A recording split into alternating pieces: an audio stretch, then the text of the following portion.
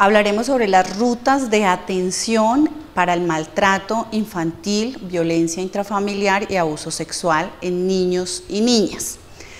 Hay que tener en cuenta al hacer el diagnóstico de los niños y la revisión en el niño, señales como no controlan esfínteres a las edades que ellos están programadas, muestran signos de violencia física, morados, lloran con facilidad, hay interrupciones en el sueño. Hay que verificar muy bien en la parte emocional del niño qué está pasando, si hay bajo rendimiento académico, si empieza a ser agresivo o la madre manifiesta que el niño llora con facilidad cuando ve a alguna persona cercana. Hay que tener en cuenta que el 90% de los casos de abuso sexual y maltrato infantil es generado por algún miembro de la familia específicamente. La ruta específica de atención es cuando se identifica al niño que está siendo víctima de la violencia o del abuso sexual, se debe hacer la notificación inmediata a la autoridad competente. En cada uno de los municipios existen las comisarías de familia o las inspecciones de policía. Se hace la solicitud, se hace la notificación y se solicita la noticia criminal en caso de que sea abuso sexual para que se empiece todo el dictamen pericial y se haga la remisión a medicina legal para hacer todo el embalaje de las pruebas. Hay que tener en cuenta que en el caso de violencia intrafamiliar o maltrato infantil sería directamente con la comisaría de familia. En ambos casos, tanto abuso como maltrato, se tiene que tener en cuenta la comisaría de familia y la policía de infancia y adolescencia. Quien se dé cuenta de un caso, sospeche de un caso y no lo denuncie, pues obviamente va a tener implicaciones que lo llevarán a un proceso disciplinario o de investigación. La responsabilidad es nuestra. El hecho de que un niño esté siendo abusado, esté siendo víctima de violencia intrafamiliar y no lo reportemos, no exploremos más allá, pues aumenta el riesgo de ese niño para una problemática mayor. Recuerden que existe el protocolo de atención integral a víctimas de violencia sexual.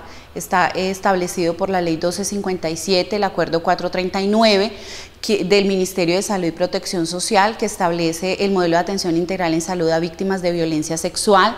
Todo el personal de salud debe estar en la capacidad de prestar primeros auxilios emocionales, en la manera en que se explora al niño, en la manera en que se llega al niño, en la manera en que se le habla al niño. Es fundamental para generar confianza y que el niño pueda hacer y pueda empezar a hablar sobre lo que le está pasando.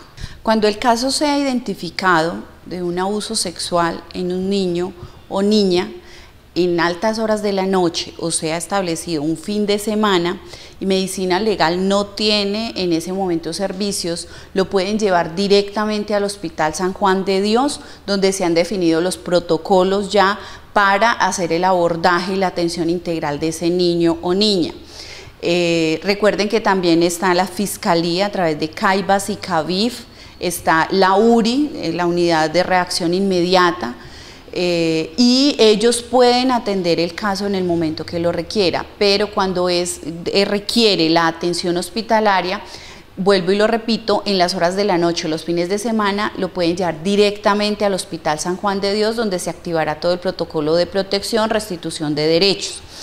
Cuando se visibilice que ese niño está en riesgo por la madre, se debe hacer el reporte a ICBF. Ellos inmediatamente también asumen las medidas de protección para esos niños.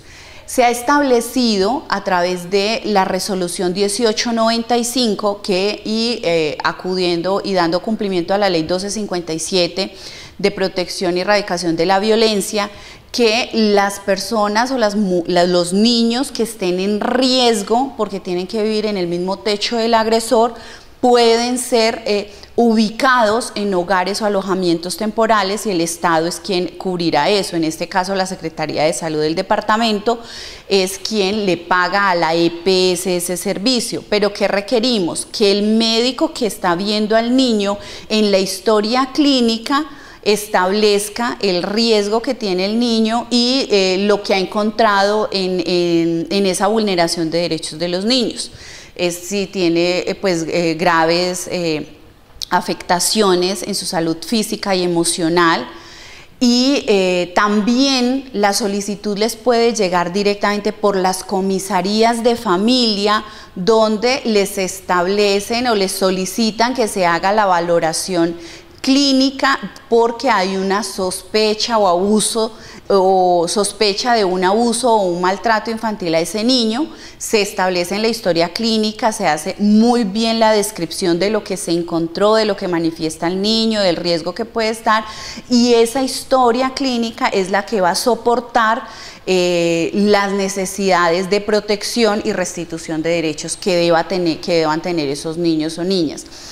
El hecho de que los médicos y las enfermeras exploren un poco más de lo que es la consulta médica general por la causa en la que se va, por un dolor físico, y se explore más esa parte emocional, nos va a permitir poder atender prontamente a esos niños, saber si están siendo víctimas de un maltrato infantil, de un maltrato psicológico o de un abuso sexual.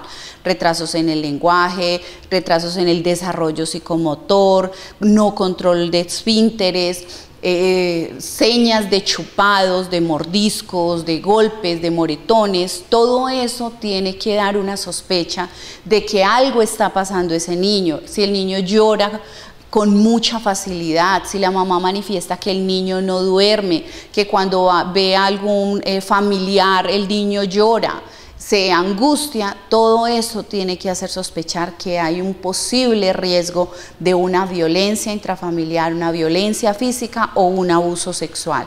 De todos nosotros depende, y en este momento el sector salud tiene una de las responsabilidades más grandes frente a este flagelo que está acabando con nuestros niños. No les está robando la niñez y no les está robando todo su sentir y su proyecto de vida.